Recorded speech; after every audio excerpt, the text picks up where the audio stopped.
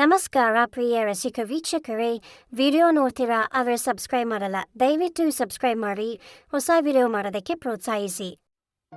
ರಾತ್ರಿ 1 ಗಂಟೆ ಆಗ್ತಾ ಇತ್ತು. ಗಡಿಯಾರದ ಮುಳುಗಳು ತಿರುಗ್ತಾ ಇದ್ವು. ರಾತ್ರಿ ಸಂಪೂರ್ಣವಾಗಿ ನಿಶ್ಶಬ್ದದಲ್ಲಿ ಮುಳುಗಿತ್ತು. ನಾನು ನನ್ನ ರೂಮಿನಲ್ಲಿ ಮಲಗಿದ್ದೆ. ಮನೆಯಲ್ಲಿ ಯಾರೂ ಇರಲಿಲ್ಲ. ಕೇವಲ ನನ್ನ ಒಬ್ಬರು ಚಿಕ್ಕಪ್ಪ ಇದ್ರು. ಅವರು ಅವರ ರೂಮಿನಲ್ಲಿ ಮಲಗಿದ್ರು. ಜೋರಾಗಿ ಮಳೆ ಬರ್ತಾ ಇತ್ತು ಮತ್ತು ಮಿಂಚು ಗುಡುಗುವ ಶಬ್ದ ನನ್ನ ಕಿವಿಗೆ ಅಪ್ಪಳಿಸ್ತಾ ಇತ್ತು. ಆ ಮಿಂಚಿನ ಶಬ್ದಕ್ಕೆ ನನಗೆ ತುಂಬ ಭಯ ಆಗ್ತಾ ಇತ್ತು. ನಾನು ಚಿಕ್ಕಪ್ಪ ಅವರನ್ನ ಕರೆದೆ. ಚಿಕ್ಕಪ್ಪ, ನನಗೆ ತುಂಬ ಭಯ ಆಗ್ತಾ ಇದೆ ಅಂತ. ಚಿಕ್ಕಪ್ಪ ನನ್ನ ರೂಮಿಗೆ ಬಂದರು. ನಾನು ಸ್ವಲ್ಪ ಸರಿದು ಜಾಗ ಮಾಡಿಕೊಟ್ಟು ಹೇಳಿದೆ ಅವ್ರಿಗೆ, ಚಿಕ್ಕಪ್ಪ ಇಲ್ಲೇ ಮಲ್ಗ್ರಿ, ಅಂದರೆ ಇಲ್ಲೇ ಮಲ್ಕೊಳ್ಳಿ. ನಾವಿಬ್ರು ಮಲ್ಕೊಂಡ್ವಿ. ಜೋರಾಗಿ ಮಿಂಚು ಹೊಡಿತು. ನಾನು ಹೆದರಿ ಚಿಕ್ಕಪ್ಪ ಅವರನ್ನ ಅಪ್ಪಿಕೊಂಡ್ಬಿಟ್ಟೆ. ಸ್ವಲ್ಪ ಸಮಯದವರೆಗೆ ಹಾಗೆ ಅಪ್ಪಿಕೊಂಡೇ ಇದ್ದೆ. ನಂತರ ನನಗೆ ಏನೋ ಒಂದು ವಿಚಿತ್ರವಾಗಿ ಅನಿಸೋದಕ್ಕೆ ಪ್ರಾರಂಭ ಆಯಿತು. ಹಾಗೇನೆ ಅಪ್ಪಿಕೊಂಡಿರಲಿ ಅಂತ ಅನ್ನಿಸ್ತು. ನಿಧಾನವಾಗಿ ನಮ್ಮಿಬ್ಬರ ನಡುವೆ ಒಂದು ವಿಚಿತ್ರವಾದ ನಶೆ ಆವರಿಸತೊಡಗಿತು. ಸ್ನೇಹಿತರೆ, ನಮ್ಮ ಯೂಟ್ಯೂಬ್ ಚಾನಲಲ್ಲಿ ನಿಮಗೆಲ್ಲರಿಗೂ ಸ್ವಾಗತ. ನೀವು ಹೊಸಬರಾಗಿದ್ದರೆ ನಮ್ಮ ಚಾನಲನ್ನು ಖಂಡಿತವಾಗಿ ಸಬ್ಸ್ಕ್ರೈಬ್ ಮಾಡಿ. ರೋಮಾಂಚಕ ಮತ್ತು ಆಸಕ್ತಿದಾಯಕ ಕಥೆಗಳನ್ನ ಕೇಳಲು ಈ ವಿಡಿಯೋನಲ್ಲಿ ಕೊನೆವರೆಗೂ ನೋಡಿ. ನನ್ನ ಹೆಸರು ಚಾರು. ನಾನೀಗ ಶಾಲೆಯಲ್ಲಿ ಓದ್ತಾ ಇದ್ದೀನಿ. ಜೂನ್ ತಿಂಗಳಲ್ಲಿ ನನ್ನ ಶಾಲೆಯಲ್ಲಿ ರಜೆ ಇತ್ತು. ಈ ರಜೆಯಲ್ಲಿ ಮದುವೆಗಳ ಸೀಸನ್ ಕೂಡ ಇತ್ತು. ನನ್ನ ಚಿಕ್ಕಮ್ಮನ ಮನೆಯಲ್ಲಿ ಒಂದು ಮದುವೆ ಇತ್ತು. ಅದಕ್ಕೆ ನಮ್ಮ ಮನೆಯವರೆಲ್ಲರೂ ಹೋಗೋದು ಅನಿವಾರ್ಯ ಆಗಿತ್ತು. ನಮ್ಮ ಮನೆಯವರೆಲ್ಲರೂ ಹೋಗೋದಕ್ಕೆ ಸಿದ್ಧರಾಗಿದ್ರು. ಆದರೆ ದೊಡ್ಡ ಸಮಸ್ಯೆ ಏನಂದರೆ ಮನೆಯಲ್ಲಿ ಯಾರು ಇರ್ತಾರೆ ಮತ್ತು ಮನೆಯನ್ನ ಯಾರು ನೋಡ್ಕೊಳ್ತಾರೆ ಅಂತ ಅನ್ನೋದು. ಯಾಕಂದರೆ ಮನೆಗೆ ಬೇಗ ಹಾಕಿ ಮದುವೆಗೆ ಹೋದರೆ ಕಳ್ಳತನ ಆಗೋ ಒಂದು ಭಯ ಇತ್ತು. ಆದ್ದರಿಂದ ಎಲ್ಲರೂ ಒಟ್ಟಿಗೆ ಹೋಗೋದಕ್ಕೆ ಸಾಧ್ಯ ಆಗ್ತಾ ಇರಲಿಲ್ಲ. ಎಲ್ಲರೂ ಸೇರಿ ನಾನು ಮನೇಲೇ ಇರಬೇಕು ಅಂತ ನಿರ್ಧಾರ ಮಾಡಿದ್ರು. ನನ್ನ ಮನೇಲೇ ಇಡಬೇಕು ಅಂತ. ನನಗೂ ಮದುವೆಗೆ ಹೋಗಬೇಕಿತ್ತು. ಆದರೆ ಮನೆಯಲ್ಲಿ ಯಾರು ಇರ್ತಾರೆ ಇದನ್ನು ಯೋಚನೆ ಮಾಡಿ ನಾನು ಹೋಗದೆ ಮನೆಯಲ್ಲೇ ಉಳಿಸ್ಕೊಂಡೆ. ಆದರೆ ಅಪ್ಪ ನನ್ನನ್ನು ಮನೆಯಲ್ಲಿ ಒಬ್ಬಳೇ ಬಿಟ್ಟು ಹೋಗೋದಕ್ಕೆ ಹೇಗೆ ಸಾಧ್ಯ? ಯಾರಾದರೂ ಕಳ್ಳರ ಬಂದರೆ ಒಬ್ಬಂಟಿ ಹುಡುಗಿ ನಾನೇನು ಮಾಡೋದಕ್ಕೆ ಸಾಧ್ಯ? ಅಪ್ಪ ಇದೆಲ್ಲವನ್ನ ಯೋಚನೆ ಮಾಡಿ ನಂತರ ತಮ್ಮ ಅತ್ಯಂತ ಆಪ್ತ ಮತ್ತು ನಂಬಿಕಸ್ಥ ವ್ಯಕ್ತಿಗೆ ಫೋನ್ ಮಾಡಿದ್ರು. ಅವ್ರು ಹೇಳಿದ್ರು, ಮೋಹನ್, ಒಂದು ಕೆಲಸ ಇದೆ. ಒಂದು 4 ದಿನಗಳಿಗಾಗಿ ನಾವು ಮದುವೆಗೆ ಹೋಗ್ತಾ ಇದ್ದೀವಿ ಮತ್ತು ಮನೆಯಲ್ಲಿ ನನ್ನ ಮಗಳು ಒಬ್ಬಳೇ ಇರ್ತಾಳೆ. ಮನೆಯಲ್ಲಿ ಹುಡುಗಿ ಒಬ್ಬಳೇ ಇರೋದು ಸರಿಯಲ್ಲ. ನಿನಗೆ ತೊಂದರೆಯಾಗಿದೆ ಇದ್ರೆ ಒಂದು ಕೆಲವು ದಿನಗಳವರೆಗೆ ನನ್ನ ಮಗಳ ಜೊತೆ ನನ್ನ ಮನೆಯಲ್ಲಿ ಇರ್ತೀಯಾ ಅಂತ ಕೇಳಿದ್ರು. ಮೋಹನ್ ನನ್ನ ಚಿಕ್ಕಪ್ಪ ಆಗಿದ್ರು. ಚಿಕ್ಕಪ್ಪ ಹೇಳಿದ್ರು, ಇದರಲ್ಲಿ ತೊಂದರೆ ವಿಷಯ ಏನಿದೆ? ನಾನು ಇಲ್ಲಿಂದಲೇ ಕೆಲಸಕ್ಕೆ ಹೋಗಿ ಬರ್ತೀನಿ. ಹೇಗಿದ್ದರೂ ನಾನು ರಾತ್ರಿ ಮಾತ್ರ ಮನೆಗೆ ಬರೋದಲ್ವಾ, ಹಾಗೆ ನಿಮ್ಮ ಮನೆಗೆ ಬಂದು ಮಲ್ಕೊಂತೀನಿ ಅಂತ ಹೇಳಿದ್ರು. ಚಿಕ್ಕಪ್ಪ ರಾತ್ರಿ ನಮ್ಮ ಮನೆಯಲ್ಲಿ ಮಲಗೋದಕ್ಕೆ ಒಪ್ಕೊಂಡ್ರು. ಅಪ್ಪ ಅವ್ರಿಗೆ ಹೇಳಿದ್ರು, ನೀವು ಚಿಂತೆ ಮಾಡಬೇಡಿ, ನಾನಿರುವಾಗ ಯಾವುದೇ ತೊಂದರೆ ಆಗೋದಿಲ್ಲ ಅಂತ ಹೇಳಿದ್ರು ಚಿಕ್ಕಪ್ಪ. ಚಿಕ್ಕಪ್ಪ ಮದುವೆಯಾಗಿ ಸುಮಾರು ಒಂದು 4 ವರ್ಷಗಳಾಗಿದ್ವು.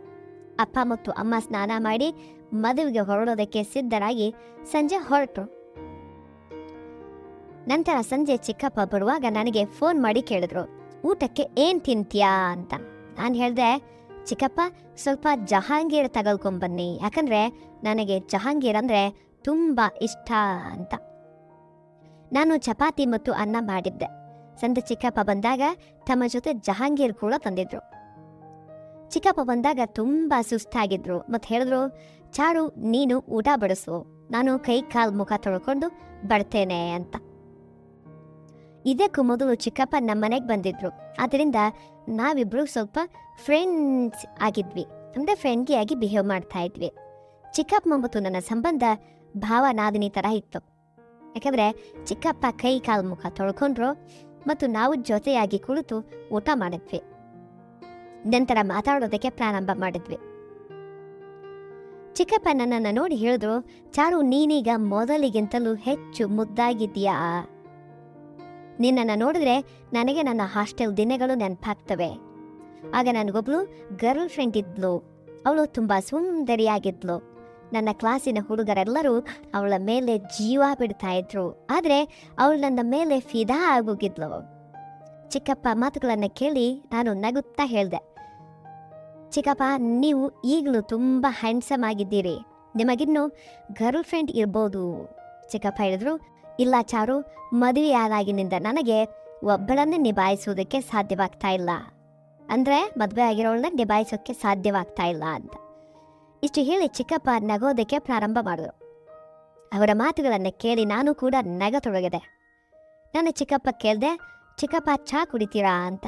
ಚಿಕ್ಕಪ್ಪ ನನ್ನನ್ನು ನೋಡುತ್ತಾ ಹೇಳಿದ್ರು, ಹೌದು, ಇದ್ರೆ ಸ್ವಲ್ಪ ತೆಗೆದುಕೊಂಡು ಬಾ ಅಂತ. ನಾನು ಕಿಚನ್ಗೆ ಹೋಗಿ ಚಹಾ ತಂದು ಚಿಕ್ಕಪ್ಪಂಗೆ ಕೊಟ್ಟೆ. ಚಿಕ್ಕಪ್ಪ ಚಹಾ ಕುಡಿದು ಹೇಳಿದ್ರು, ಚಾರು ಚಹಾ ಎಷ್ಟು ಖಡಕ್ ಆಗಿದೆ. ನಂತರ ಅವರು ಜೋಕ್ ಮಾಡೋದಕ್ಕೆ ಶುರು ಮಾಡಿದ್ರು. ನಾನು ಚಿಕ್ಕಪ್ಪಗೆ ಹೇಳಿದೆ, ಚಿಕ್ಕಪ್ಪ ನೀವು ಪ್ರತಿದಿನ ಮನೆಯಲ್ಲಿ ಚಹಾ ಕುಡಿತೀರಲ್ವಾ? ಚಿಕ್ಕಪ್ಪ ನನ್ನ ಮಾತು ಅರ್ಥ ಮಾಡಿಕೊಂಡು ನಗೋದಕ್ಕೆ ಶುರು ಮಾಡಿದ್ರು. ನಂತರ ನಾವು ಜೊತೆಯಾಗಿ ಊಟ ಮಾಡಿದ್ವಿ. ಊಟವಾದ ನಂತರ ಚಿಕ್ಕಪ್ಪ ಫೋನನ್ನು ನೋಡ್ತಾ ಇದ್ರು ಮತ್ತು ನಾನು ಕಿಚನ್ ಕೆಲಸ ಮುಗಿಸ್ದೆ. ಎಲ್ಲ ಕೆಲಸ ಮುಗಿದ ನಂತರ ನಾವು ರಾತ್ರಿ 1 ಗಂಟೆವರೆಗೆ ಹರಟೆ ಹೊಡಿತಾ ಕೂತಿದ್ವಿ. ಚಿಕ್ಕಪ್ಪ ಎಷ್ಟು ಒಳ್ಳೆಯವರಾಗಿದ್ರಂದ್ರೆ ಮಾತಾಡುತ್ತಾ ಸಮಯ ಕಳೆದದ್ದೇ ತಿಳಿಲಿಲ್ಲ. ಆಮೇಲೆ ನಾನು ನನ್ನ ರೂಮಿಗೆ ಹೋಗಿ ಮಲ್ಕೊಂಡೆ ಮತ್ತು ಚಿಕ್ಕಪ್ಪ ತಮ್ಮ ರೂಮಿನಲ್ಲೇ ಮಲ್ಕೊಂಡ್ರು. ಬೆಳಗ್ಗೆ ನಾನು ಬೇಗ ಎದ್ದು ಚಿಕ್ಕಪ್ಪಗೆ ತಿಂಡಿಯನ್ನು ತಯಾರಿಸೋದಕ್ಕೆ ಶುರು ಮಾಡಿದೆ. ಆದರೆ ಚಿಕ್ಕಪ್ಪ ಇನ್ನೂ ಎದ್ದಿರಲಿಲ್ಲ. ನಾನು ಚಿಕ್ಕಪ್ಪನಿಗೆ ಕೂಗಿ ಹೇಳಿದೆ, ಚಿಕ್ಕಪ್ಪ ನಿಮಗೆ ತಡವಾಗುತ್ತೆ, ಎದ್ದೇಳಿ ಅಂತ. ಆದರೆ ಬಹುಶಃ ರಾತ್ರಿ ತಡವಾಗಿ ಮಲಗಿದ್ರಿಂದ ಚಿಕ್ಕಪ್ಪ ಗಾಢ ನಿದ್ದೆಯಲ್ಲಿದ್ರು ಮತ್ತು ನನ್ನ ಧ್ವನಿ ಅವರಿಗೆ ಕೇಳಿಸ್ತಾ ಇರಲಿಲ್ಲ. ನಾನು ಚಿಕ್ಕಪ್ಪನ ರೂಮಿಗೆ ಹೋಗಿ ಅವರನ್ನು ಎಬ್ಬಿಸೋದಕ್ಕೆ ಶುರು ಮಾಡಿದೆ. ನಂತರ ನಾನು ಚಿಕ್ಕಪ್ಪ ಮೈ ಮೇಲಿದ್ದ ಚಾದರನ್ನು ಎಳೆದಾಗ ಆಕಸ್ಮಿಕವಾಗಿ ನನ್ನ ದೃಷ್ಟಿ ಅಂತಹ ಜಾಗಕ್ಕೆ ಹೋಯ್ತು. ಅದನ್ನು ನೋಡಿ ನನಗೆ ನಾಚಿಕೆಯಾಯಿತು. ನಾನು ಸ್ವಲ್ಪ ಸಮಯದ ಚಿಕ್ಕಪ್ಪ ಅವರನ್ನು ನೋಡ್ತಾನೇ ಇದ್ದೆ. ಅಷ್ಟರಲ್ಲಿ ಚಿಕ್ಕಪ್ಪ ಕಣ್ಣನ್ನು ಬಿಟ್ಟು. ಚಿಕ್ಕಪ್ಪ ಹೇಳಿದ್ರು, ಅರೆ ಚಾರು, ನಾನು ಚಿಕ್ಕಪ್ಪ ಕಡೆ ನೋಡ್ತಾ ಹೇಳಿದೆ, ಚಿಕ್ಕಪ್ಪ ಎದ್ದೇಳಿ, ನಿಮಗೆ ಲೇಟ್ ಆಗುತ್ತೆ ಅಂತ. ಚಿಕ್ಕಪ್ಪ ಫೋನ್ ತೆಗೆದು ನೋಡಿ ಹೇಳಿದ್ರು, ಇವತ್ತು ತುಂಬ ಲೇಟ್ ಆಗೋಯ್ತು. ನಾನು ಚಿಕ್ಕಪ್ಪನ ಹೇಳಿದೆ, ನೀವು ಬೇಗ ಸ್ನಾನ ಮಾಡಿ, ನಿಮ್ಮ ತಿಂಡಿ ರೆಡಿ ಇದೆ. ಚಿಕ್ಕಪ್ಪ ಬಾತ್ರೂಮ್ ಹೋಗಿ ಸ್ನಾನ ಮಾಡಿ ಬೇಗ ಹೊರಬಂದರು. ಚಿಕ್ಕಪ್ಪ ಬೇಗ ತಿಂಡಿ ತಿಂದರು ಮತ್ತು ನಾನು ಅವರಿಗೆ ಟಿಫಿನ್ನನ್ನು ಪ್ಯಾಕ್ ಮಾಡಿಕೊಟ್ಟೆ. ಲಂಚ್ ಬಾಕ್ಸ್ ಮಧ್ಯಾಹ್ನಕ್ಕೆ ಹಾಕಿಕೊಟ್ಟೆ. ಚಿಕ್ಕಪ್ಪ ಕೆಲಸಕ್ಕೆ ಹೊರಟರು. ಅದಾದ ನಂತರ ನಾನು ಮನೆಯನ್ನು ಸ್ವಚ್ಛಗೊಳಿಸಿದೆ. ಸ್ವಚ್ಛ ಮಾಡಿದ ನಂತರ ನಾನು ಸ್ನಾನಕ್ಕೆ ಹೋದೆ. ಸ್ನಾನ ಮುಗಿಸಿ ತಯಾರಾಗಿ ತಿಂಡಿ ತಿಂದು ಒಂದು ಸ್ವಲ್ಪ ಹೊತ್ತು ವಿಶ್ರಾಂತಿ ಪಡೆದೆ, ರೆಸ್ಟ್ ಮಾಡಿದೆ. ನನಗೂ ಕೂಡ ಸುಸ್ತಾಗಿತ್ತು. ಇವತ್ತು ಮನೆಯಲ್ಲಿ ಯಾರೂ ಇಲ್ಲದ ಕಾರಣ ಇಡೀ ಮನೆ ಖಾಲಿ ಖಾಲಿ ಖಾಲಿ ಖಾಲಿ ಅನಿಸೋದಕ್ಕೆ ಶುರು ಆಗಿತ್ತು. ಏನೂ ಸರಿ ಅನ್ನಿಸ್ತಾ ಇರಲಿಲ್ಲ, ಏನು ಮಾಡಬೇಕು ಅಂತ ತಿಳಿಲಿಲ್ಲ. ಮಧ್ಯಾಹ್ನ ಸ್ವಲ್ಪ ಹೊತ್ತು ಪೇಂಟಿಂಗ್ ಮಾಡೋಣ ಅಂತ ಅಂದ್ಕೊಂಡೆ. ಒಂದು 6 ಗಂಟೆವರೆಗೆ ಪೇಂಟಿಂಗ್ ಮಾಡಿದೆ. ಆಮೇಲೆ ಫೋನ್ ನೋಡೋದಕ್ಕೆ ಶುರು ಮಾಡಿದೆ. ಫೋನ್ ನೋಡುತ್ತಾ ಯಾವಾಗ ಮಲಗಿದ್ನೋ ತಿಳಿಲಿಲ್ಲ. ಒಂದು ಸ್ವಲ್ಪ ಸಮಯದ ನಂತರ ಎದ್ದಾಗ ಚಿಕ್ಕಪ್ಪ ಬರುವ ಸಮಯವಾಗಿತ್ತು, ಅಂದರೆ ಸಾಯಂಕಾಲ ಆಗಿತ್ತು. ಚಿಕ್ಕಪ್ಪ ಬರೋ ಟೈಮ್ ಆಗಿತ್ತು. ಮಲಗಿದ್ದಾಗ ನಾನು ಸಂಪೂರ್ಣ ಬೆವರಿನಲ್ಲಿ ನೆನೆದೋಗ್ಬಿಟ್ಟಿದ್ದೆ. ಹಾಗಾಗಿ ಸ್ನಾನ ಮಾಡೋಣ ಅಂತ ಅಂದ್ಕೊಂಡೆ. ಸ್ನಾನ ಮಾಡಿ ನೀಲಿ ಬಣ್ಣದ ಒಂದು ಸುಂದರವಾದ ಲಾಂಗ್ ಡ್ರೆಸ್ಸನ್ನು ಧರಿಸಿದೆ. ಅದು ನನ್ನ ಫೇವರಿಟ್ ಡ್ರೆಸ್ ಆಗಿತ್ತು ಮತ್ತು ನನ್ನ ಮೈಕಟ್ಟಿಗೆ ಸರಿಯಾಗಿ ಹೊಂದುತ್ತಾ ಇತ್ತದು. ಆಮೇಲೆ ನಾನು ಸ್ವಲ್ಪ ಮೇಕಪ್ ಮಾಡಿಕೊಂಡೆ. ಅಷ್ಟರಲ್ಲಿ ಚಿಕ್ಕಪ್ಪ ಕೂಡ ಬಂದಿದ್ರು. ನಾನು ರೂಮಿನಿಂದ ಹೊರಬರ್ತಾ ಇದ್ದಂತೆ ಚಿಕ್ಕಪ್ಪ ನನ್ನನ್ನು ನೋಡುತ್ತಲೇ ನಿಂತುಬಿಟ್ರು ಮತ್ತು ಹೇಳಿದ್ರು, ಅರೆ ವಾಹ್ ಚಾರು, ಇವತ್ತು ನೀನು ಅದ್ಭುತವಾಗಿ ಕಾಣಿಸ್ತಾ ಇದೆಯಾ. ನಿನ್ನನ್ನು ನೋಡಿ ನನಗೆ ನನ್ನ ಯೌವನದ ದಿನಗಳು ನೆನಪಿಗೆ ಬರ್ತಾ ಇದ್ದಾವೆ. ಚಿಕ್ಕಪ್ಪ ನನ್ನನ್ನು ಒಂದು ಬೇರೆಯದೇ ದೃಷ್ಟಿಯಿಂದ ನೋಡ್ತಾ ಇರೋದನ್ನು ನಾನು ಗಮನಿಸಿದೆ. ಹಠಾತ್ತನೆ ನನ್ನ ದೃಷ್ಟಿ ಮತ್ತೆ ಆ ಜಾಗಕ್ಕೆ ಹೋಯಿತು. ಅದೇ ಬೆಳಗ್ಗೆ ನೋಡಿದ್ನಲ್ಲ ಆ ಜಾಗಕ್ಕೆ. ಅದನ್ನು ನೋಡಿ ನನಗೆ ನಾಚಿಕೆಯಾಯಿತು. ಆದರೆ ಚಿಕ್ಕಪ್ಪ ಅದನ್ನು ಬ್ಯಾಗ್ ಹಿಂದೆ ಅಡಗಿಸಿದ್ರು. ಚಿಕ್ಕಪ್ಪ ನನ್ನನ್ನು ಬಹಳ ಗಮನವಿಟ್ಟು ನೋಡ್ತಾ ಇದ್ರು. ನನಗೆ ತುಂಬ ಚೆನ್ನಾಗಿ ಅನ್ನಿಸ್ತಾ ಇತ್ತು. ತಿನ್ನೋ ಥರ ನೋಡ್ತಾ ಇದ್ರು. ಚಿಕ್ಕಪ್ಪ ನನ್ನನ್ನು ತಮ್ಮ ತೋಳಲ್ಲಿ ಅಪ್ಪಿಕೊಳ್ಳಲಿ ಅಂತೇಳಿ ನನ್ನ ಮನಸ್ಸು ಬಯಸ್ತಾ ಇತ್ತು. ಚಿಕ್ಕಪ್ಪ ಬಾಯಿಯಿಂದ ಹೊಗಳಿಕೆ ಕೇಳಿ ನಾನು ಒಳಗೊಳಗೆ ಮುಗ್ಧಲಾಗ್ಬಿಟ್ಟೆ. ಆದರೆ ನಾನು ಸುಗ್ದೇ ಇದ್ದೆ, ಯಾಕಂದರೆ ಅವರು ನಮ್ಮ ಚಿಕ್ಕಪ್ಪ ಆಗಿದ್ರು. ನಂತರ ಚಿಕ್ಕಪ್ಪ ನನ್ನ ಹತ್ತಿರ ಹೇಳಿದ್ರು, ಚಾರು, ನಾನು ಫ್ರೆಶ್ ಆಗಿ ಬರ್ತೀನಿ, ನೀನು ಊಟ ಬಡಿಸು. ನಾನು ಹೇಳಿದೆ, ಸರಿ ಚಿಕ್ಕಪ್ಪ, ಆದರೆ ಅದಕ್ಕಾಗಿ ಅಡುಗೆ ಮಾಡಬೇಕು. ಇನ್ನೂ ಅಡುಗೆ ಮಾಡಿಲ್ವಾ ಚಿಕ್ಕಪ್ಪ?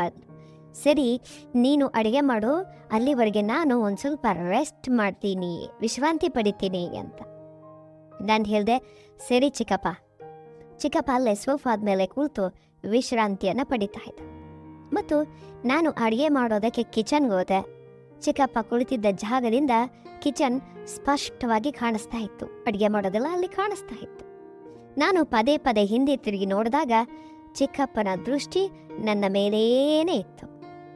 ಅವರು ಈ ರೀತಿ ನೋಡೋದು ನನಗೆ ತುಂಬ ಇಷ್ಟ ಆಗ್ತಾ ಇತ್ತು. ಯಾಕಂದರೆ ಚಿಕ್ಕಪ್ಪ ಇದಕ್ಕೂ ಮೊದಲು 4-5 ಬಾರಿ ಮನೆಗೆ ಬಂದಿದ್ರು. ಹಾಗಾಗಿ ಅವ್ರು ನನ್ನ ಜೊತೆ ತುಂಬ ಮುಕ್ತವಾಗಿ ಮಾತಾಡ್ತಾ ಇದ್ರು. ಅವ್ರ ಜೊತೆ ಸಮಯ ಕಳೆದು ನನಗೆ ಇಷ್ಟವಾಗಿತ್ತು. ನಾನು ಅಡುಗೆ ಮಾಡ್ತಾ ಇರುವಾಗ ಕರೆಂಟ್ ಹೋಯ್ತು. ಅತಿಯಾದ ಸೆಕೆಯಿಂದಾಗಿ, ಅಂದರೆ ಬೆವರು ಸೆಕೆಯಿಂದಾಗಿ ನಾನು ಪೂರ್ತಿ ಬೆವರಿನಲ್ಲಿ ನೆನೆದೋಗ್ಬಿಟ್ಟಿದ್ದೆ ಮತ್ತು ಈಗ ಕತ್ಲೆ ಆಗಿತ್ತು. ಅಷ್ಟರಲ್ಲಿ ಚಿಕ್ಕಪ್ಪ ತಮ್ಮ ಫೋನ್ ಟಾರ್ಚ್ ಆನ್ ಮಾಡಿಕೊಂಡು ಕಿಚನ್ಗೆ ಬಂದರು. ಮತ್ತೆ ಹೇಳಿದ್ರು, ಚಾರು, ಇವತ್ತು ಸೆಕೆ ತುಂಬ ಇದೆ.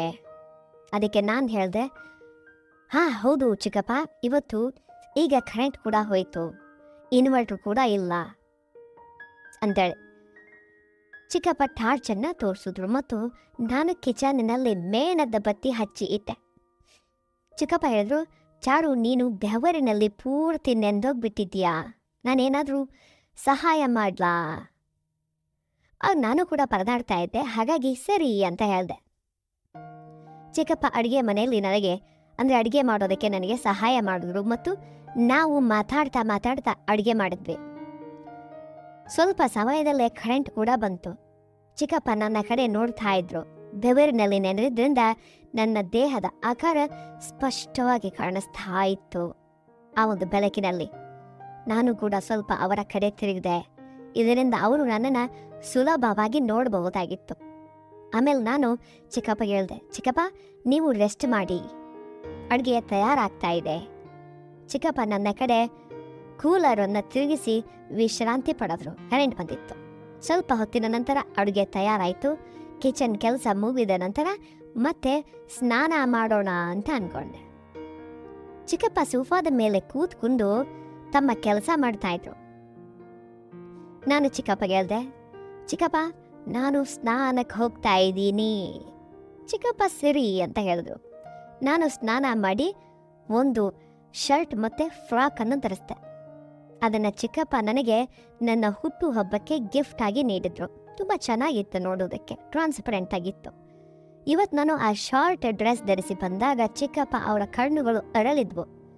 ಚಿಕ್ಕಪ್ಪ ನನ್ನನ್ನು ನೋಡಿ ಖುಷಿಯಾಗಿ ಹೇಳಿದ್ರು, ಇದು ಅದೇ ಬಟ್ಟೆ ಅಲ್ವಾ ನಾನು ನಿನಗೆ ನಿನ್ನ ಬರ್ಡೇ ಕೊಟ್ಟಿದ್ದು? ನಾನು ಹೇಳಿದೆ, ಹಾಂ ಹೌದು ಚಿಕ್ಕಪ್ಪ, ನಿಮ್ಮ ಡ್ರೆಸ್ ನನಗೆ ತುಂಬ ಇಷ್ಟ. ಚಿಕ್ಕಪ್ಪ ಹೇಳಿದ್ರು, ನೀನು ಈ ಡ್ರೆಸ್ಸಲ್ಲಿ ನಿಜಕ್ಕೂ ತುಂಬ ಸುಂದರವಾಗಿ ಕಾಣಿಸ್ತಾ ಇದೆಯಾ. ನಿನ್ನ ಮೇಲಿಂದ ಕಣ್ಣುಗಳನ್ನು ತೆಗೆಯೋದಕ್ಕೆ ಮನಸ್ಸಾಗ್ತಾ ಇಲ್ಲ. ನಿನ್ನನ್ನು ಹೀಗೆ ನೋಡ್ತಾ ಇರಬೇಕು ಅಂತ ಅನಿಸುತ್ತೆ. ಅವರ ಮಾತು ಕೇಳಿ ನಾನು ನಾಚಿಕೆಯಿಂದ ತಲೆ ತಗ್ಗಿಸ್ದೆ. ಆಮೇಲೆ ನಾನು ಮತ್ತು ಚಿಕ್ಕಪ್ಪ ಸೇರಿ ಊಟ ಮಾಡಿದ್ವಿ ಮತ್ತು ಬಹಳಷ್ಟು ಮಾತಾಡಿದ್ವಿ. ಕಿಚನ್ ಕೆಲಸ ಮುಗಿಸಿ ನಾನು ಚಿಕ್ಕಪ್ಪ ರೂಮಿಗೆ ಅವರ ಜೊತೆ ಮಾತಾಡೋದಕ್ಕೆ ಹೋದೆ. ಸ್ವಲ್ಪ ಹೊತ್ತಿನ ನಂತರ ಮಾತಾಡ್ತಾ ಹೌದು ಹಠಾತ್ತನೆ ಚಿಕ್ಕಪ್ಪ ಜೋರಾಗಿ ಹೇಳಿದ್ರು, ಚಾರು ನಿನ್ನ ಕುತ್ತಿಗೆಯ ಮೇಲೆ ಹಲ್ಲಿ ಇದೆ, ಹೆಗಲ ಮೇಲೆ ಎದ್ಲೆ ಇದೆ ಅಂತ. ಇದರಿಂದ ನಾನು ತುಂಬ ಬೆಚ್ಚಿ ಬಿದ್ದೆ ಮತ್ತು ಎದ್ದರಿ ಓಡಿ ಹೋಗಿ ಚಿಕ್ಕಪ್ಪ ನನ್ನ ಅಪ್ಪಿಕೊಂಡ್ಬಿಟ್ಟ. ನನಗೆ ತುಂಬ ಭಯ ಆಗ್ತಾ ಇತ್ತು. ಇದಕ್ಕೆ ಚಿಕ್ಕಪ್ಪ ನಗುತ್ತಾ ಹೇಳಿದ್ರು, ಅರೆ ಹುಚ್ಚಿ, ನಾ ಸುಮ್ಮನೆ ತಮಾಷೆ ಮಾಡಿದೆ, ನೀನು ನಿಜವಾಗಿಯೂ ಹೆದರ್ಬಿಟ್ಟೆ ಅಂತ. ನಾನು ಹೇಳಿದೆ, ಚಿಕ್ಕಪ್ಪ ಇಂಥ ತಮಾಷೆ ಮತ್ತಾವತ್ತೂ ಮಾಡಬೇಡಿ, ನನಗೆ ಹಲ್ಲಿ ಅಂದರೆ ತುಂಬ ಭಯ. ಇನ್ನು ನಾನು ಚಿಕ್ಕಪ್ಪ ಅವರನ್ನು ಅಪ್ಪಿಕೊಂಡೇ ಇದ್ದೆ.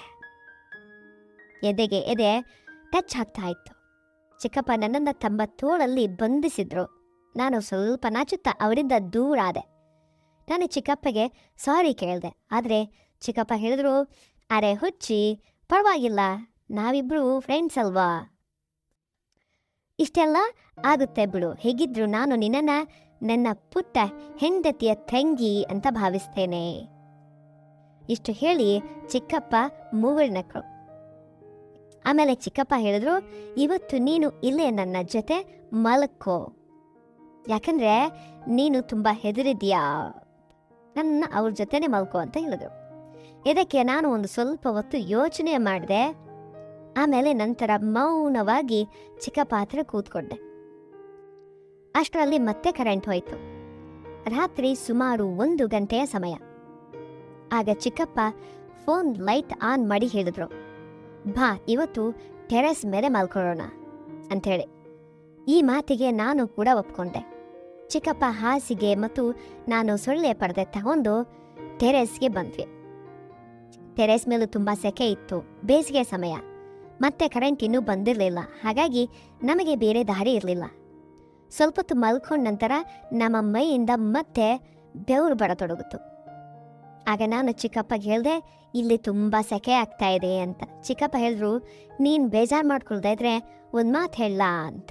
ನಾನು ಹೇಳಿದೆ, ಹೇಳಿ ಅಂತ. ಚಿಕ್ಕಪ್ಪ ಹೇಳಿದ್ರು, ನೀನು ಯಾವುದಾದ್ರೂ ಹಗುರವಾದ ಅಂದರೆ ಲೈಟ್ ಆಗಿರೋ ತೆಳ್ಳಗಿರೋ ನೈಟಿ ಹಾಕೋ, ಆಗ ನಿನಗೆ ಸೆಕೆ ಅಷ್ಟೊಂದು ಅನಿಸೋದಿಲ್ಲ. ನನಗೂ ಕೂಡ ಅದು ಸರಿ ಅಂತ ಅನ್ನಿಸ್ತು. ಆದರೆ ನನಗೆ ತುಂಬ ಮುಜುಗರ ಆಗ್ತಾ ಇತ್ತು. ಆಮೇಲೆ ನಾನು ಕೆಳಗೋಗಿ ಸ್ನಾನ ಮಾಡಿ ಒಂದು ಟ್ರಾನ್ಸ್ಪರೆಂಟ್ ನೈಟಿ ಧರಿಸ್ಕೊಂಡು ಬಂದೆ. ನಾನು ಟೆರೆಸ್ಗೆ ಬಂದಾಗ ಚಿಕ್ಕಪ್ಪ ನನ್ನನ್ನು ನೋಡ್ತಾನೆ ಇದ್ರು. ಚಿಕ್ಕಪ್ಪ ನನ್ನ ಹತ್ತಿರ ಹೇಳಿದ್ರು, ಇವತ್ತು ನಿನ್ನನ್ನು ನೋಡಿ ಮನಸ್ಸಲ್ಲಿ ಏನೋ ಒಂಥರ ಆಗ್ತಾ ಇದೆ ಚಾರು, ನೀನು ಹಾಗೇನೆ, ನಿನಗೂ ಹಾಗೆ ಅನ್ನಿಸ್ತಾ ಇದೆಯಾ ಅಂತ. ನಾನು ಹೇಳಿದೆ, ಚಿಕ್ಕಪ್ಪ ನನಗೆ ಅರ್ಥ ಆಗ್ತಾ ಇಲ್ಲ, ನೀವು ಏನು ಹೇಳ್ತಾ ಇದ್ದೀರಿ ಅಂತ. ಚಿಕ್ಕಪ್ಪ ಹೇಳಿದ್ರು, ಯಾವಾಗ ನಿನ್ನ ಚಿಕ್ಕಮ್ಮ ಈ ರೀತಿ ನೈಟಿ ಧರಿಸಿ ನನ್ನ ಮುಂದೆ ಬರ್ತಾಳೋ ಆಗ ನನಗೆ ನನ್ನ ಮೇಲೆ ಕಂಟ್ರೋಲ್ ಇರೋದಿಲ್ಲ. ಇವತ್ತು ನಿನ್ನನ್ನು ಇಂಥ ಬಟ್ಟೆನಲ್ಲಿ ನೋಡಿದಾಗ ನನ್ನ ಮನಸ್ಸು ಒಳಗೊಳಗೆ ಕುಣಿತಾ ಇದೆ. ನಿನಗೆ ಇದು ಅರ್ಥವಾಗ್ತಾ ಇದೆಯಾ ಅಂತ. ಈ ಮಾತನ್ನ ಕೇಳಿ ನಾನು ತಲೆ ತಗ್ಗಿಸ್ದೆ. ನಂತರ ಚಿಕ್ಕಪ್ಪ ನನ್ನನ್ನು ಹತ್ತಿರ ಕೂತ್ಕೊಳ್ಳೋದಕ್ಕೆ ಸನ್ನೆ ಮಾಡೋದು. ನಾನು ಅವ್ರ ಹತ್ರ ಕೂತ್ಕೊಂಡೆ. ಚಿಕ್ಕಪ್ಪ ಕೇಳೋದಕ್ಕೆ ಆರಂಭಿಸಿದ್ರು, ಸ್ಕೂಲಲ್ಲಿ ನಿನ್ನನ್ನು ಯಾವುದಾದ್ರೂ ಗೆಳೆಯನಿತಾನ, ನಿನ್ನ ಬಾಯ್ ಫ್ರೆಂಡ್ ಇದ್ದಾರಾ? ನಾನು ಹೇಳಿದೆ, ಇಲ್ಲ ಚಿಕ್ಕಪ್ಪ ಅಂತ. ಚಿಕ್ಕಪ್ಪ ಹೇಳಿದ್ರು, ಹಾಗಿದ್ರೆ ಅಕ್ಕಪಕ್ಕದ ಮನೆಯವರಾದರೂ ಇರಲೇಬೇಕು ನಿನಗೆ ಬಾಯ್ ಫ್ರೆಂಡ್ಸು ಅಂತ. ನಾನು ಹೇಳಿದೆ, ಇಲ್ಲ ಚಿಕ್ಕಪ್ಪ, ಓದಿನ ನಡುವೆ ನನಗೆ ಎಲ್ಲಿ ಸಮಯ ಸಿಗುತ್ತೆ ಅಂತ. ಚಿಕ್ಕಪ್ಪ ಹೇಳಿದ್ರು, ಚಾರು, ಈಗ ನೀನು ದೊಡ್ಡವಳಾಗಿದ್ಯಾ, ಈ ವಯಸ್ಸಿನಲ್ಲೂ ನಿನಗೆ ಫ್ರೆಂಡ್ಸ್ ಇಲ್ವಾ? ಯಾವ ಜಗತ್ತಿನಲ್ಲಿ ಬದುಕ್ತಾ ಇದೆಯಾ? ಈ ವಯಸ್ಸಿನಲ್ಲಿ ಹುಡುಗಿಯರು ಬಾಯ್ ಫ್ರೆಂಡನ್ನು ಬಟ್ಟೆಯಂತೆ ಬದಲಾಯಿಸ್ತಾರೆ. ನೀನು ಇನ್ನೂ ಹಳೆಯ ಕಾಲದ ಜೀವನ ನಡೆಸ್ತಾ ಇದೆಯಾ ಅಂತ. ಇದಕ್ಕೆ ನಾನು ಸ್ವಲ್ಪ ನಾಚಿಕೆಯಿಂದ ಸುಮ್ಮನೆ ಇದ್ದೆ. ಆಮೇಲೆ ಚಿಕ್ಕಪ್ಪ ನನ್ನ ಕೈಗಳನ್ನು ಹಿಡಿದುಕೊಂಡು ಹೇಳಿದ್ರು, ಯಾವುದಾದ್ರೂ ಪುರುಷನ ಜೊತೆ ಸಮಯ ಕಲಿಬೇಕು ಅಂಥೇಳಿ ನಿನಗೆ ಅನಿಸೋದಿಲ್ವಾ? ನಾನು ಹೇಳಿದೆ, ಚಿಕ್ಕಪ್ಪ, ಇದುವರೆಗೆ ಅಂಥವ್ರು ಯಾರೂ ಸಿಕ್ಕಿಲ್ಲ. ಅಂಥ ಹುಡುಗರ ಜೊತೆ ಟೈಮ್ ಸ್ಪೆಂಡ್ ಮಾಡಬೇಕು ಅಂತ ನನಗನಿಸಿಲ್ಲ. ಚಿಕ್ಕಪ್ಪ ಹೇಳಿದ್ರು, ಸರಿ, ಹಾಗಿದ್ರೆ ನಾನು ನಿನಗೆ ಹೇಗೆ ಅನ್ನಿಸ್ತೀನಿ ಅಂತ.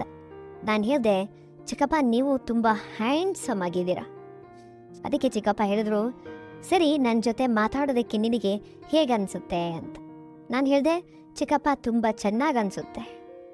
ಇಷ್ಟು ಕೇಳಿದ ಕೂಡಲೇ ಚಿಕ್ಕಪ್ಪ ಮುಖದಲ್ಲಿ ಒಂದು ನಗು ಮೂಡಿತು ಮತ್ತು ಅವರು ನನ್ನನ್ನು ತಮ್ಮ ಬಾಹು ಬಂಧನದಲ್ಲಿ ತೆಗೆದುಕೊಂಡ್ಬಿಟ್ರು, ತಪ್ಪಿಕೊಂಡ್ರು. ನನ್ನ ಮನಸ್ಸು ಕೂಡ ಮರಗ್ತಾ ಇತ್ತು. ನನಗೆ ನನ್ನ ಮೇಲೆ ನಿಯಂತ್ರಣ ಇರಲಿಲ್ಲ. ನಾನು ಕೂಡ ಯಾವುದೇ ವಿರೋಧ ಮಾಡಲಿಲ್ಲ. ಚಿಕ್ಕಪ್ಪ ಅವರ ತೋಳಲ್ಲಿ ನಾನು ಸುರಕ್ಷಿತವಾಗಿದ್ದೇನೆ ಅಂಥೇಳಿ ಭಾವಿಸಿದೆ. ನಂತರ ಚಿಕ್ಕಪ್ಪ ಹೇಳಿದ್ರು, ಚಾರು, ನಾನು ನಿನ್ನ ಜೊತೆ ಸ್ವಲ್ಪ ಸಮಯವನ್ನು ಕಲಿಬಹುದಾ? Shall I spend some time with you ಅಂತ. ನೋಡು, ನಿನ್ನ ಒಪ್ಪಿಗೆ ಇದ್ದರೆ ಮಾತ್ರ ಎಲ್ಲವೂ ಸರಿಯಾಗಿರುತ್ತೆ. ನಿನ್ನ ಇಷ್ಟ ಇಲ್ಲದಿದ್ರೆ ಯಾವುದು ಬಲವಂತವಿಲ್ಲ ಅಂತ. ನಾನು ಕೇವಲ ನೀನು ನಿನ್ನ ಯೌವನದ ಆ ಕ್ಷಣಗಳನ್ನು ಆನಂದಿಸಬೇಕು ಅಂತ ಬಯಸ್ತೇನೆ. ನಾನು ನಾಚುತ್ತಾ ಹೇಳಿದೆ, ಚಿಕ್ಕಪ್ಪ, ನಿಮಗೆ ಹೇಗೆ ಸರಸ ಅನ್ಸುತ್ತೋ ಹಾಗೆ ಮಾಡಿ ಅಂತ. ಇಷ್ಟು ಕೇಳ್ತಲೇ ಚಿಕ್ಕಪ್ಪ ನನಗೆ ಆ ಖುಷಿಯನ್ನು ನೀಡೋದಕ್ಕೆ ಆರಂಭಿಸಿದ್ರು. ಚಿಕ್ಕಪ್ಪ ಅವರ ಸಾಂಗತ್ಯ ನನಗೆ ತುಂಬ ಇಷ್ಟ ಆಯಿತು. ಸ್ವಲ್ಪ ಹೊತ್ತಿನಲ್ಲೇ ನಾವಿಬ್ಬರು ಸುಖದ ತುದಿ ತಲುಪಿದ್ವಿ. ಆಮೇಲೆ ಚಿಕ್ಕಪ್ಪ ತಮ್ಮ ಕಾಲೇಜು ದಿನಗಳ ಕತೆ ಹೇಳ್ತಾ ಇದ್ರು ಮತ್ತು ಆ ರಾತ್ರಿ ಮಾತಾಡ್ತಾ ಮಲ್ಕೊಂಡ್ವಿ. ಮರುದಿನ ಬೆಳಗ್ಗೆ ನಾನು ಎದ್ದಾಗ ನಾಚಿಕೆಯಿಂದ ಚಿಕ್ಕಪ್ಪ ಅವರ ಕಣ್ಣಲ್ಲಿ ಕಣ್ಣಿಟ್ಟು ನೋಡೋದಕ್ಕೆ ಸಾಧ್ಯ ಆಗಲಿಲ್ಲ. ಚಿಕ್ಕಪ್ಪ ಹೇಳಿದ್ರು, ನೋಡು ಚಾರು, ಯಾವುದೇ ಬಲವಂತವಿಲ್ಲ. ನಮ್ಮಿಬ್ಬರ ನಡುವೆ ನಡೆದದ್ದು ನಮ್ಮಿಬ್ಬರ ಒಪ್ಪಿಗೆಯಿಂದ. ಮುಂದೆ ಕೂಡ ನೀನು ನನ್ನ ಜೊತೆ ಸಮಯ ಕಳೆಯೋದಕ್ಕೆ ಬಯಸಿದರೆ ಮಾತ್ರ ನನ್ನನ್ನು ಕರಿಬಹುದು ಅಥವಾ ತಿಳಿಸಬಹುದು. ನಂತರ ಆ ಒಂದು ಸರಣಿ ಪ್ರಾರಂಭ ಆಯಿತು. ಆವಾಗವಾಗ ಅದು ರಿಪೀಟ್ ಆಗ್ತಾ ಬಂತು. ನಿಧಾನವಾಗಿ ಸಮಯ ಕಲಿತು ಮತ್ತು ಚಿಕ್ಕಪ್ಪ ಜೊತೆ ನನ್ನ ಸಂಬಂಧ ಮುಂದುವರಿತು. ಹೀಗೆ 5-6 ತಿಂಗಳುಗಳು ಕಳೆದ್ವು. ಒಂದಿನ ಮಮ್ಮಿಗೆ ನನ್ನ ಮೇಲೆ ಅನುಮಾನ ಬರ್ತೊಡಗ್ತು. ನಮ್ಮಮ್ಮ ನನ್ನನ್ನೇ ಹತ್ತಿರ ಕೂರಿಸ್ಕೊಂಡು ಕೇಳಿದ್ರು, ಚಾರು, ಇದೆಲ್ಲ ಏನು ನಡೀತಾ ಇದೆ ಹೇಳು ಅಂತ. ನಾನು ಮಮ್ಮಿಗೆ ಹೇಳಿದೆ, ಮಮ್ಮಿ ಅಂಥದ್ದೇನೂ ಇಲ್ಲ, ನಿಮಗೆ ತಪ್ಪು ತಿಳುವಳಿಕೆಯಾಗಿದೆ. ಮಮ್ಮಿ ಹೇಳಿದ್ರು, ಸರಿ ನಿನ್ನ ಮಾತು ನಂಬ್ತೀನಿ, ಆದರೆ ಆಮೇಲೆ ಏನಾದರೂ ಗೊತ್ತಾದರೆ ನೋಡು ಅಂತ. ಹೇಗಿದ್ರು ನೀನೀಗ ದೊಡ್ಡವಳಾಗಿದೆಯಾ, ನಿನ್ನ ಮದುವೆ ಮಾಡೋದು ಒಳ್ಳೆಯದು ಅಂತ ಅನಿಸುತ್ತೆ. ಇಷ್ಟು ಕೇಳಿ ನಾನು ತುಂಬ ಹೆದರ್ಬಿಟ್ಟೆ. ಸಂಜೆ ಚಿಕ್ಕಪ್ಪ ಕಾಲ್ ಮಾಡಿದ್ರು. ನಾನು ಅವರಿಗೆ ಎಲ್ಲವನ್ನ ತಿಳಿಸ್ದೆ. ಚಿಕ್ಕಪ್ಪ ಹೇಳಿದ್ರು, ನೀನು ಚಿಂತೆ ಮಾಡಬೇಡ, ನಾನೇನಾದರೂ ಮಾಡ್ತೀನಿ ಅಂತ. ನೆಕ್ಸ್ಟ್ ಡೇ ಚಿಕ್ಕಪ್ಪ ಮನೆಗೆ ಬಂದು ಮಮ್ಮಿ ಜೊತೆ ಮಾತಾಡಿದ್ರು. ಅವ್ರು ಹೇಳಿದ್ರು, ಅಕ್ಕ, ಚಾರು ದೊಡ್ಡೋಳಾಗಿದ್ದಾಳೆ, ಅವಳ ಮದುವೆ ಮಾಡೋದು ಒಳ್ಳೆಯದು. ನನ್ನ ದೃಷ್ಟಿಯಲ್ಲಿ ಒಬ್ಬ ಹುಡುಗ ಇದ್ದಾನೆ, ನನಗೊಬ್ಬ ಹುಡುಗ ಗೊತ್ತು, ಅವನು ತುಂಬ ಒಳ್ಳೆಯವನು. ಮಮ್ಮಿ ಹೇಳಿದ್ರು, ಹುಡುಗ ಯಾರು? ಚಿಕ್ಕಪ್ಪ ಹೇಳಿದ್ರು, ನನ್ನ ಫ್ರೆಂಡ್ ಮಗ ಇದ್ದಾನೆ, ನನ್ನ ಗೆಳೆಯ ಮತ್ತು ಅವನ ಹೆಂಡತಿ ಅಪಘಾತದಲ್ಲಿ ತೀರಿ ಹೋಗಿದ್ದಾರೆ. ಅವನೊಬ್ಬನೇ ಮಗ, ಅವನ ಕೆಲಸ ತುಂಬ ಚೆನ್ನಾಗಿದೆ ಮತ್ತು ಒಬ್ಬನೇ ಇರೋದು. ಇಷ್ಟು ಒಳ್ಳೆಯ ಸಂಬಂಧ ಮತ್ತೆಲ್ಲಿ ಸಿಗುತ್ತೆ? ಮಮ್ಮಿಗೂ ಯಾವುದೇ ಆಕ್ಷೇಪವಿರಲಿಲ್ಲ, ಯಾಕಂದರೆ ಹುಡುಗನಲ್ಲೂ ಯಾವುದೇ ಕೊರತೆ ಇರಲಿಲ್ಲ. ಇಂತಹ ಸಂಬಂಧಕ್ಕಾಗಿ ನಮ್ಮ ತಂದೆ ತಾಯಿ ಹಂಬಲಿಸ್ತಾರಲ್ವ. ಚಿಕ್ಕಪ್ಪ ಈ ಮಾತು ಹೇಳಿ ಹೋದ ನಂತರ ನಾನು ಕೋಪದಿಂದ ಅವರಿಗೆ ಫೋನ್ ಮಾಡಿದೆ. ಕೇಳಿದೆ, ಏನು ಮಾಡಿದ್ರಿ ನೀವು? ಚಿಕ್ಕಪ್ಪ ಹೇಳಿದ್ರು, ಚಿಂತೆ ಮಾಡಬೇಡ, ಅವನು ತುಂಬ ಮುಗ್ಧ ಹುಡುಗ.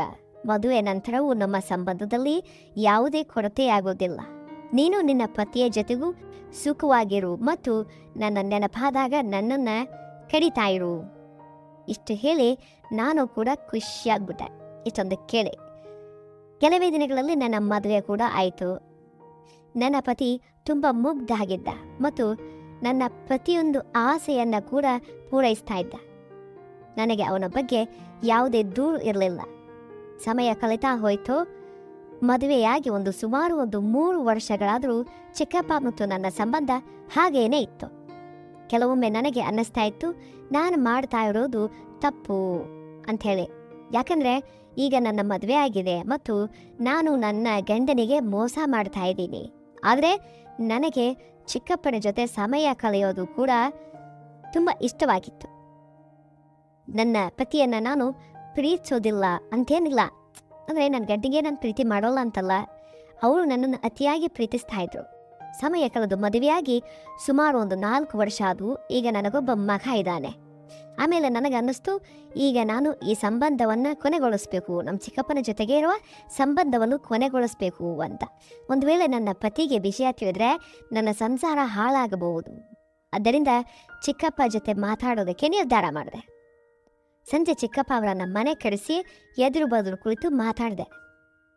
ನಾನು ಹೇಳಿದೆ, ಚಿಕ್ಕಪ್ಪ, ನಾನು ನನ್ನ ಜೀವನದಲ್ಲಿ ನೆಮ್ಮದಿಯಿಂದ ಇರೋದಕ್ಕೆ ಬಯಸ್ತೇನೆ. ನನ್ನ ಗಂಡ ತುಂಬ ಮುಗ್ಧ, ನಾನು ಅವನ ಮುಗ್ಧತೆಯ ಲಾಭ ಪಡೀತಾ ಇದ್ದೀನಿ. ಈಗ ನನಗೆ ಇದೆಲ್ಲ ಸರಿ ಅಂತ ಅನಿಸೋದಿಲ್ಲ. ಹೇಗೆ ಇದ್ರೂ ಅವನು ನನ್ನ ಗಂಡ.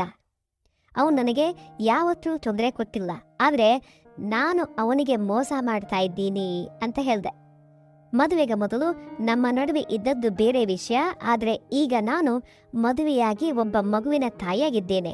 ಆದ್ದರಿಂದ ಈ ಸಂಬಂಧ ಮುಂದುವರಿಸೋದು ಸರಿ ಅಂತಲ್ಲ ಅಂತ ನನಗೆ ಅನ್ನಿಸ್ತಾ ಇದೆ.